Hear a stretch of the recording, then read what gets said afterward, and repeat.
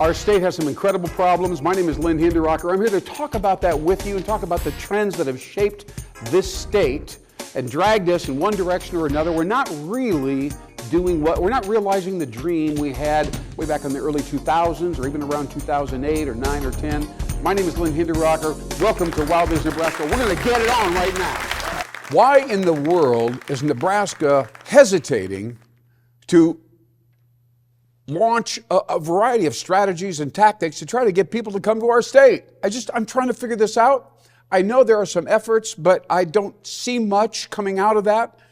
So I'm going to visit with you. Yesterday, I had an incredible experience in Lincoln, Nebraska. I think Lincoln actually has some very potent leverage, shall we say, in our state. Obviously, Omaha now has 1 million people. The entire state has 2 million people total. So Omaha has half the entire population. That's going to lead to some very interesting leverage at the unicameral and so on. But it puts Lincoln in a tremendous opportunity with some additional pressure. And I'm going to talk to you about that. I had a great experience visiting with some people there in the mayor's office yesterday. And I brought them an 18-page document, kind of a plan for how that particular community could not just retain young workers, obviously they got a lot of college students there, but actually to attract new workers, new young professionals, maybe laborers, depends, but attract new people to Lincoln,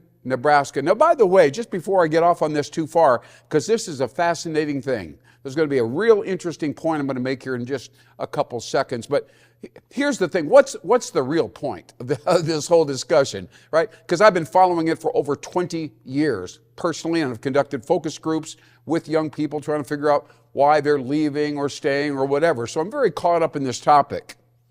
But what was interesting in visiting with some people there in Lincoln, in the mayor's office and so on, is that we need a plan. They acknowledge that. But there's a clear divide between federal and state staffs and funding and so on. That's one sector, of course, and one group of people. And then here are the people over here that are business owners, right? And they have a real strong vested interest. Obviously, they want workers. Many of them are frustrated, especially if they're in the manufacturing or distribution industry. And why don't people come here? Why don't they apply for jobs here? We pay well. We have good benefits. Where are they? Why are they leaving, God forbid? Right? This is what's going on in the minds of business owners in Lincoln, wherever, Grand Island, Omaha, Nebraska City, it doesn't matter. They're all thinking the same things, and they're a little bitter about it, but they certainly have questions. What do we have to do to change this, right? So here we go. I've established this first platform here, which is we have the state and federal funding, and we have individual business owners funding projects themselves. And so we're here to tell you right now that in order to get workers into Nebraska and to get them to stay and so on, there needs to be four specific, I don't want to call them strategies, I guess they'd be tactics. The strategy is to attract the people. So these would be individual tactics that speak to what young people are talking to me about and talking amongst themselves, and certainly on social media and so on. They have issues, and those issues aren't necessarily about the fact that we are 1% below competitive states insofar as salary, and the cost of housing is like 1% higher than the median here in this part of the country and so on. Those are relevant, but they're not the compelling things. The compelling things are as follows. All right. First of all, 91%, this was recorded in Fast Company magazine a while back, 91% of all young workers looking for a job, they're graduated, they could be from the East Coast, whatever, and they're looking for a place to work and to live. But the place that they ultimately go to work for, the employee or the employer organization, they're looking for someplace where there's innovation. That's the key word here. Innovation. They want new things coming. They want to have a boss that isn't afraid to try new things and action and let's shoot this out there and see what the customer thinks. Stuff going on. Places where ideas are floating around and ideas are taken seriously. Those are what they're looking for, see? 91% said that was important. Important when they choose an employer. Now, this is very interesting. There are 45,000 business owners in the state of Nebraska, one sort or another, small or very, very large, and they need to hear what I've just shared with them right now. But listen up. Now I got another. Here's the deal. Hank Robinson said this several years ago. He's a researcher. He said, Nebraska is ranked number 46 out of all 50 states in innovation. I mean, just think of this, what I just shared with you right now. Extremely important. If I choose an employer and I live in Nebraska, I want to be joining an organization that is, creative, innovative, tries new things. That's what I want as a worker, right? But our state is number 46 out of 50. So these young folks, they're the buyers, we're the sellers, but we don't have anything to sell them. What they want is not what we have to sell. Just think about that. We can go on and on and on. There's a lot of different aspects. I'm going to share them with you right now, but this is the fundamental thing. And if you talk to Nebraska's business owners, a good number of them will tell you, innovation? I don't know. I mean, we did that 6 years ago and we didn't make any money and a lot of people got off base and it cost me a lot of money and not much profit. And it was kind of a failure. In fact, I'm going to tell you, this is the truth. 95% of all innovation initiatives do fail. They fail. And yet, if you talk to the people that analyze this, they will tell you the reason why is because the execution of the innovation project, whatever it is poor.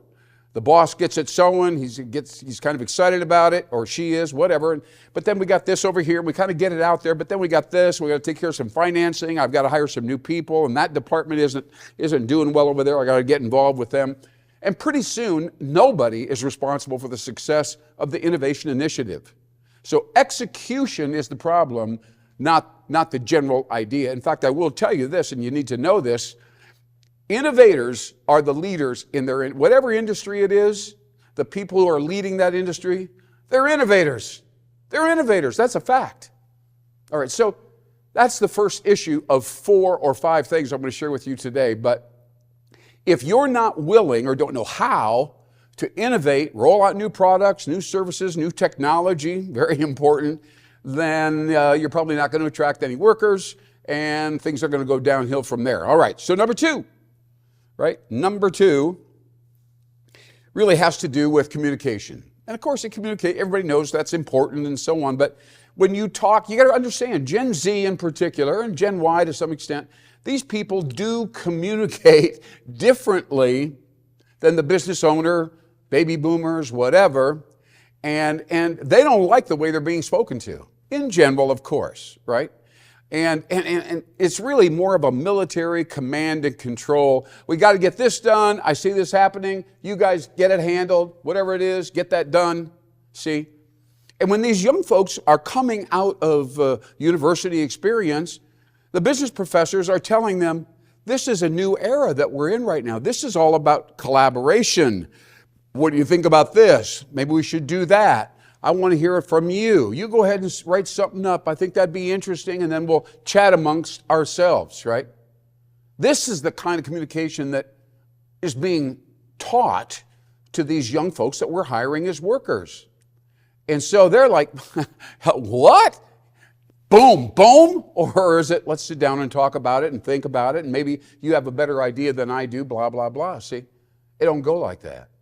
So it's a very interesting time now. So that's 2, right? Somehow someone's got to teach those managers how to communicate effectively with their staff. Same thing with the staff. They've got to understand that they're moving into a new environment and not everybody's on the same page with them, but it can be all brought together. And so there we have innovation, right? And communication. Now these are all projects or activities that the business owners, I don't care if they're in Lincoln or anywhere, it doesn't matter, they have to be able to initiate it themselves, don't they? They have to pull it together, and this is what we're going to do. We're going to improve with our communication and innovation. Now we're going to go on to number 3. This is a little bit different. Downtown is really the core of any community. I don't care if the community's only got 1,000 people or if it's got 1 million people. It doesn't really matter, but your downtown has to be the heart and soul of the city. If you don't have that and everything is a hulk and just an empty shell and there's nobody on the streets, nothing happens, the energy and the spirit that represents the city dissipates quickly. And people don't make money down there either as a result. And of course, offices don't look good and so on. Well, anyway, so we've got to figure out a way to rehabilitate and redesign downtown. And we've got to get people to come back into offices and start, on phase 3, so to speak, after COVID and everything. They've got to find out a new reason to be happy. They're going to get in their cars or whatever and go downtown, and they're going to be in one of these buildings. It's got to be somehow, there's got to be some design, and fairly dramatic, a design change that people will go, wow, have you seen downtown? I mean, they got greenery everywhere and different on the outside, but when you walk inside, most of all these buildings are different now. They're gorgeous and they're really different. They have metal and wood, and it's very, what I'll call high contrast. It's very high contrast. In fact, I got to tell you, when I go into the lobbies of some of these buildings downtown these days, I feel, kind of relaxed, but also upbeat, kind of in an enthusiastic mood, pleasant mood, and yet I'm not energetic or over, I'm just relaxed. It's a very interesting vibe that I get downtown now, finally. That's really cool, right? I hope people move down there and live there, because we are converting offices into homes and so on, but very interesting thing now. So that's the third component. If you want to attract young people, young workers, and so on, you got to have a downtown. Because remember, a lot of them are single guys or gals. And so they got to be within proximity of each other. They got to actually see each other now and then, and stumble across somebody and chat and so on. And you got to be around people for that to happen. You can't pull it off with a couple text messages. It doesn't work like that. Well, anyway, so those are 3, right? And then the fourth one is extremely interesting. And I'm going to pull back on the fourth one right now because it's kind of a home run, and I'm just going to think about it for just a second before I share it with you. But these are the components. And see, so what happens is we've got independent business people, and they need, they have a strong agenda. And then we have the federal and the state kinds of things, and they're changing the buildings and the putting up bushes downtown and in the main street and so on and so forth. So that's really a very interesting scenario. How do you get these people to work together? Now, when I was visiting with the mayor's team in Lincoln, that was a very unusual point for them. There had to be some clarity about it. So, these people over here, we're expecting business people to initiate this and improve here, but then we also are going to pick up the tab and redesign downtown. Is that what you're telling us, Lynn? And of course, the answer is yes, right? The answer is yes. So, getting workers here and getting them to, consciously choose Nebraska to kind of be here and be part of what's happening here. And then, so here's the issue then. Business owners say, well, how do I innovate? In fact, I actually had somebody ask that very question. How do they innovate? What's the deal there that it will attract people? And of course, I had to explain to them, well, there's a trend, and maybe you're not relevant. Maybe you need to find a new way to create value and so on and so forth, So ultimately, either it's the environment, or it's the vibe, or it's the actual product demand, or maybe it's a partnership of some sort, right? And any one of these things create an innovative vibe. Now, the only other thing I want to say is this. When you make these kinds of changes, you want somebody, and this is something, of course, that I enjoy doing, you want somebody to talk about it. You want somebody to media blitz and say, hey, everybody, just know, here in Nebraska, maybe in Lincoln, maybe in Omaha, maybe we're out in Grand Island, whatever it is, you got to come check it out. We're doing some new things downtown. We're redesigning all the buildings. They're high contrast, and they're scientifically proven to evoke good vibes, right? Good vibes. Very, very interesting. Well, now you're sending videos all over the state and outside of the state. They're going over to Iowa and down to Kansas, and people go, seems like they got a fresh vibe over there, a fresh vibe, and they've got the business community cooperating with the state and the federal. This is something that hasn't happened before. The chamber will tell you otherwise, but the fact of the matter is doing anything aggressive does require the fusion of these two entities. And a very, very exciting time for Nebraska if they can embrace this general idea. All right. Well, you know what? We're going to get back to this very topic, and I'm going to do something very interesting for you and with you. I've got a little game I'm going to play with myself, believe it or not. And but before we go any further, I just want to tell you this particular version of our show right here, WowBiz Nebraska, is brought to you by a service called Trust TV. Now, Trust TV is a very interesting thing. I hate to use the word infomercial. It seems to be a negative thing, but what it is an interview with the customer, with the business owner, excuse me. So business owners right now feel like they've been through the wash. They're a little bit worried about the future. There's a lot of instability, shall we say, a lack of certainty. And so they want to come out and say, this is who we are, this is what we believe in, and so on, but they can't really do it on their own. So having an interviewer, and indeed the interviewer is a professional and has gone through the whole thing and planned it all out and so on. So I have this is a great time for Trust TV, but particularly for two industries. One is real estate, and the other one is the used car business. And I'll feature the last one here very briefly and kind of explain this for you and for the Trust TV people, the sponsors of our show here. As you might have heard, because of the tariff situation that's happening around the entire country, the cost of automobiles coming from overseas and also automotive parts, that's a considerable thing. And all of that is going up, right? The price of automotive stuff is going to be increased significantly. The average new car is going to be $5,000 to $8,000 more than what it's currently priced at. Well, what does this mean? A lot of people here in Nebraska and elsewhere are going to move away from new cars. We've all heard this before. And now they're going to be looking at used car lots. So the people that own a used car lot had better get on camera, with some kind of an announcer or interviewer or somebody who can ask them questions so that they can say, yes, here's who we are, here's what we believe in, we're fair, we'll work with you, da-da-da-da-da, here's our incredible background, we've been around a long time, whatever it takes, all right? But they want to clarify who they are, what they stand for, and of course the main message is you can trust us. Right here at this car lot, you can trust us. So that's a very interesting opportunity for many organizations to say, maybe I should take a look at this Trust TV thing. And so it goes on from there. But I just want to let you know, Trust TV is an ongoing thing. It goes up on YouTube, and there are going to be a lot of people in the marketplace that will be saying, I want one of those interviews. I guess they're only about 8 minutes long, high quality, of course, and a very interesting interaction between the interviewer and the interviewee, the car lot owner. Also, the real estate industry, very similar. The Omaha, Nebraska area is pumping a lot of turnover right now with houses, and of course, people who are in their 50s are buying houses and renting them or reselling them, investing in real estate and so on.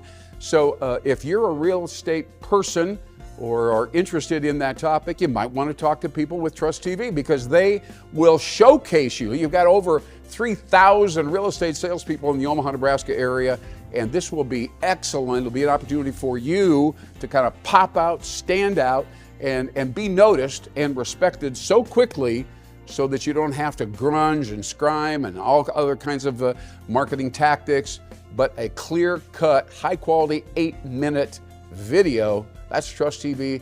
And if you're in the real estate or car business, you want to take a close look at using that as a tool. Yes, indeed. All right. Again, thank you for coming back to WowBiz Nebraska here. We've got a little bit of time left. I'm going to do something kind of fun. One of the main things that anybody right now is looking for is how do we add value to our company, and how do we do that? Can we link ourselves? I mean, a lot of things are happening, good things, a lot of AI everywhere. Should we associate ourselves with that or pull back away? And lots of other things that are happening in our culture. So it's very interesting, how do we link our name or our industry to what's happening around us? And if you're in the advertising business, you know that this is a key aspect. We don't just keep banging away as if the world hasn't changed. right? Because the world has changed and it's changing again. So you got to be relevant. Just think about it for a second. You wake up every day, you go to the office, you're excited about your company and so on. And then somebody tells you, no offense or anything, but you're irrelevant. You don't even matter right now because of the way things are out here and this day. It doesn't matter. You're irrelevant. Well, my goodness, that's an incredible thing. So you got to get right on it and be willing to change or evolve what your core message is. This is what we stand for. This is what we believe in. This is how we associate ourselves with something kind of cool. And we know about, not just about our product, but we know about you, right? We understand your profile and your lifestyle and the things that you like and so on. And so we're going to make our product kind of fit into your lifestyle. Well, that's not an easy thing to do. Anyway, so here what I've got here is a list. Oh my goodness, it's hundreds of businesses out of the Lincoln, Nebraska area. I spoke to these people once several years ago. This is the LIBA membership roster. And I'm going to put them right here in front of me. And I'm going to play around. This is just play. I could end up making a fool of myself, but that's okay. And so I'm going to lay them out here right in front of me. I have not looked at any of these lately. I don't know which one I'm going to choose, but I'm going to close my eyes. And I'm going to put my finger on some of this paper here, on some of these things. And I'm just going to see what I'm pointing to inadvertently. And then I'm going to try to make up a campaign. I'm going to pretend that I walk into their office and they'll say, we will hire you if you can think up a marketing campaign for us, then we'll execute it and so on. That doesn't really happen quite that way, but I have to tell you, it's a fun game to do. So here we go. I'm going to close my eyes. You'll have to trust me on this. I'm going to move my hand over here. I'm going to come over here somewhere. I don't know where I'm at. Right there, okay? I'm going to open my eyes, look down at this sheet of paper, and here we go. All right. This is somebody in Lincoln. Her name is Sylvia Reed. She has a operation called Reed's Cleaning Incorporated. All right. So she cleans either homes or offices, or could be both of them, right? So right off the bat, she says, she's right here. She says, Lynn, how could I promote? I'd like a little more business. I'd like the phone to ring and so on. What should we be saying about our company? Well, that's an interesting challenge. I guess I would say right off the bat, the first thing is, and determine if it's commercial or residential, all right? So we got to think about that. But the key issue, what's the problem, right? What's the problem? And so it's untidy or maybe even dirty, quote unquote, right?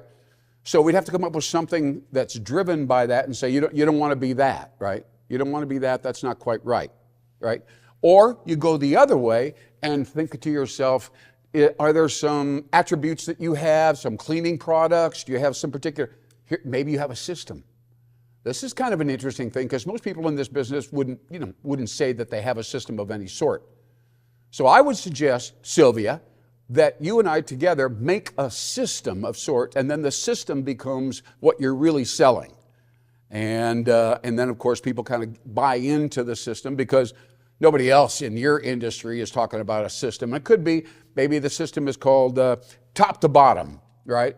Or whatever. Maybe we reverse it and call it the bottom to top system for your operation. That's kind of interesting.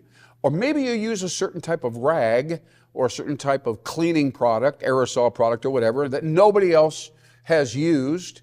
And then we can talk about that. That's the unique selling proposition. It comes up strong in the ad. It's right there in front. So it's your system featuring this product right here, right in on it, huh? What do you think? Yeah, not bad.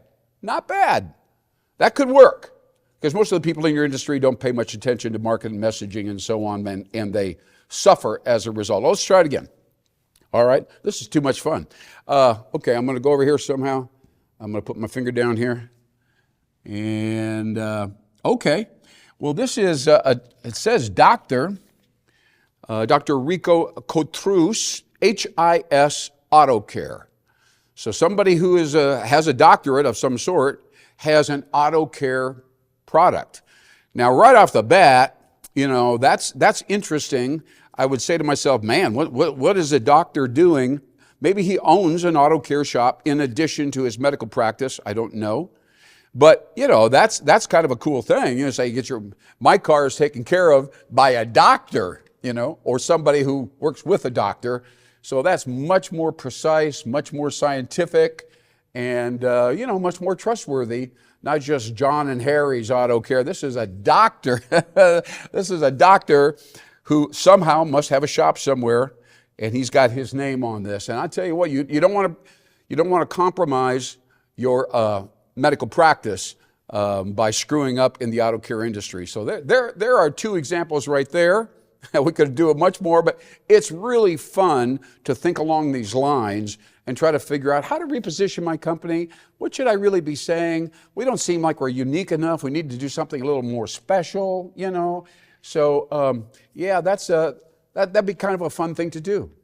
So looking for something unique in this unique era as we enter the AI era, very important, very interesting and exciting. And by the way, a way to make a lot of money because a bunch of your competitors are doing nothing. All right. Well, I'm Lynn Hinderaker with WowBiz Nebraska. Thank you for checking me out. We look forward to seeing you again very, very soon. But make sure that you're creating value and thinking about bringing people into your operation. Be permeable, be open. Let ideas and people come into your world, and that's your opportunity, that's your leverage, believe it or not. Once again, I'll see you next time on WowBiz Nebraska. Talk to you soon.